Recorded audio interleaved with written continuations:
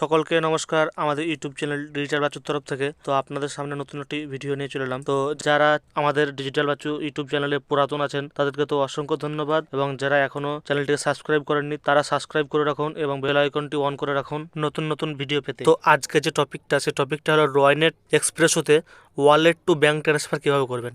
আপনারা অনেকেই কমেন্ট করেছেন ওয়ালেট টু ব্যাঙ্ক ট্রান্সফার কিভাবে করবো রয়নেটে। তো একটা ভিডিও বানালাম, তো এই ভিডিওটা বানালাম। আর ভিডিওটাকে স্কিপ করবেন না, স্কিপ করলে কিন্তু কিছু বুঝতে পারবেন না। এই ভিডিওটাতে পূর্ণ ভালোভাবে বোঝানো আছে কিভাবে ওয়ালেট টু ব্যাঙ্ক ট্রান্সফার করবেন। তো ভিডিওটা পুরো দেখতে থাকুন, চলুন স্টার্ট করি। আবার প্রথম রয়নেট যে অ্যাপসটি আছে সেটাতে যার যা আইডি পাসওয়ার্ডটা আছে সেই আইডি পাসওয়ার্ডটা দিয়ে লগ ইন করে নিতে হবে।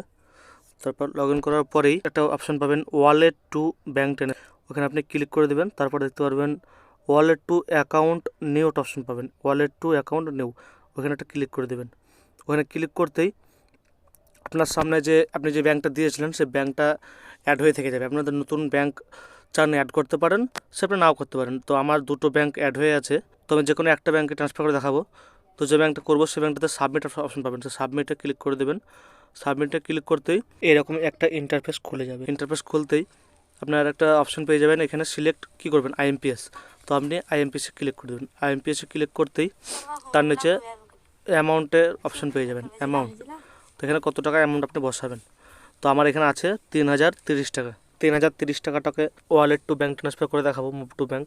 তো আমি এখানে 3025 টাকা বসিয়ে দেবো। আমাদের ট্রানজ্যাকশন ফি 5 টাকা কাটে, নিচেই দেখতে পাচ্ছেন আমাদের ট্রানজ্যাকশন ফি 5 টাকা। ওখানে 3025 টাকা করে দেবো। তারপর নিচে দেখবেন সাবমিট, সাবমিটে ক্লিক করতেই লিমিট আছে 3022 টাকা। তো আমরা 3022 টাকা ট্রান্সফার করে দেখাচ্ছি। 3022 টাকা সিলেক্ট করতেই নিচের দিকে দেখবেন সাবমিট, আবার সেম সাবমিটে ক্লিক করে দেবেন। তো সাবমিটে ক্লিক করার পরেই আমাদের ব্যাংকে টাকাটা চলে আসবে।